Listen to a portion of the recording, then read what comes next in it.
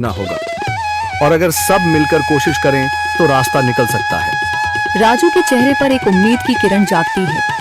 हाँ बाबा जी, अगर सब मिलकर काम करें तो हम पानी ढूंढ सकते हैं। हमने पहले कभी यह कोशिश ही नहीं की।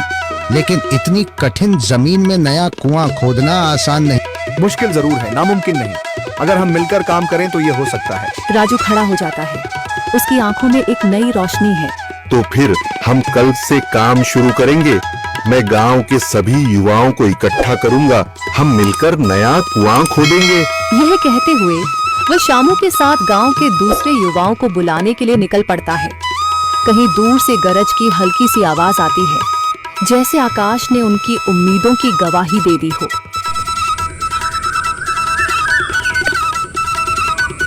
अगली सुबह राजू और शामू गांव के युवाओं को इकट्ठा करने निकल पड़े। चौधरी महेश की हवेली के सामने एक भीड़ जमा है। बाबा जी, संदरी, गांव के कुछ बुजुर्ग और किसान सभी मौजूद हैं। हम हाथ पर हाथ रखकर नहीं बैठ सकते। अगर अल्लाह ने हमें हिम्मत दी है तो हमें खुद पानी के लिए मेहनत करनी होगी। हम एक नया कुआं खोदेंगे। लेकिन राजू, क्या हमें यकीन है कि वहाँ पानी मिलेगा? बेटा, पानी जमीन के अंदर होता है, बस सही जगह खोदने की जरूरत है। हमने अपने बुजुर्गों से सुना था कि पुरानी नहर के पास जमीन नरम थी, शायद वहीं पानी हो। बाबा जी सही कह रहे हैं। अगर तुम सब यह काम करने के लिए तैयार हो तो मैं अपने कुछ मजदूर भेज सकता हूँ। धन्यवाद चौधरी जी, लेकिन हम सब खुद भी मेहनत करेंगे। यह हमारे गांव के अस्तित्व की लड़ाई है। संदरी, जो अब तक चुप थी, आगे बढ़ती है। हम औरतें भी पीछे नहीं रहेंगी। हम पानी लाने की व्यवस्था करेंगी, खाना बनाएंगी, ताकि तुम सब आराम से काम कर सको। यही हिम्मत चाहिए थी संदर। पूरा गांव एक नई उम्मीद के साथ कुआं खोदने की तैयारी में जुट जाता है। दूसरी ओर कुआं खोदने का काम शुरू हो चुका है। राजू, शामू और दूसरे युवा बेलचे चलाने लगते हैं। मिट्टी बाहर निकाली जाने लगती है। तेज गर्मी के बावजूद सब पूरी हिम्मत के साथ जुटे हुए हैं। दोपहर की तेज धूप जमीन आग की तरह तप रही है। गांव के लोग लगातार कुआं खोदने में जुटे हैं। हाथ छिलने लगे हैं, माथे से पसीना बह रहा है, मगर किसी ने हार नहीं मानी। महिलाएं पानी और सत्तू लेकर आती हैं ताकि पुरुषों को कुछ राहत मिले। हमें और गहराई तक जाना होगा। अब तक सिर्फ सूखी मिट्टी और पत्थर ही निकल रहे हैं। राजू, यह बहुत कठिन काम है। अगर हमें पानी न मिला। अल्लाह मेहनत करने वालों को कभी निराश नहीं करता बेटा। तुम सब अपनी कोशिश जारी रखो, पानी जरूर निकलेगा।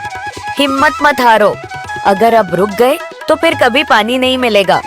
सभी फिर से जोश में आकर काम में जुट जाते हैं, मगर सूरज की तपिश बढ़ती जा रही है और कई लोगों की सांसें तेज चलने लगती हैं। तभी एक तरफ से रामलाल और उसके आदमी हंसते हुए आते हैं। अरे भाई, तुम्हें लगता है कि जमीन तुम पर रहम करेगी? हाँ हाँ, ना समझ लोग, ये सब बेकार की मेहनत है। रामलाल, हमारा हौसला मत तोड़ो। अगर तुम मदद नहीं कर सकते तो कम से कम मजाक भी मत उड़ाओ। मदद?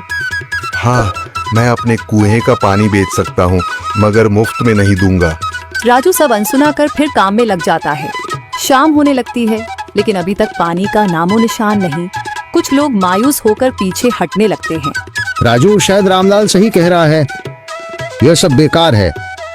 नहीं शामू, हमें हार नहीं माननी। अगर आज हार गए तो फिर कभी हिम्मत नहीं कर पाएंगे। तभी अचानक फावड़ा किसी कठोर चीज से टकराता है। एक अजीब सी आवाज आती है। राजू चौंक कर देखता है और जल्दी जल्दी मिट्टी हटाने लगता है। अचानक एक ठंडी लहर महसूस होती है। सभी लोग दौड़ कर आते हैं। जैसे जैसे मिट्टी हटती है, नीचे से गीली जमीन नजर आने लगती है। सब हैरान रह जाते हैं। सुभान अल्लाह, मैंने कहा था ना, अल्लाह हमारी मेहनत को जाया नहीं करेगा। राजू और बाकी सभी जोर लगाते हैं। कुछ ही पलों बाद अचानक मिट्टी के नीचे से पानी की एक छोटी सी धारा फूट पड़ती है। गांव वाले खुशी से चिल्ला उठते हैं। पानी, पानी निकल आया। यह अल्लाह की कुदरत है रामलाल, जिस पर तुम्हें यकीन नहीं था। पूरा गांव आनंद से झूम उठता है। लोग एक दूसरे को बधाइयां देते हैं। औरतें दुआ करने लगती हैं। कुछ दिन बीत चुके हैं। गांव वाले नए कुएं से पानी भर रहे हैं, खेतों को सींच रहे हैं और जिंदगी फिर से पटरी पर लौट रही है। मगर रामलाल अब भी अपनी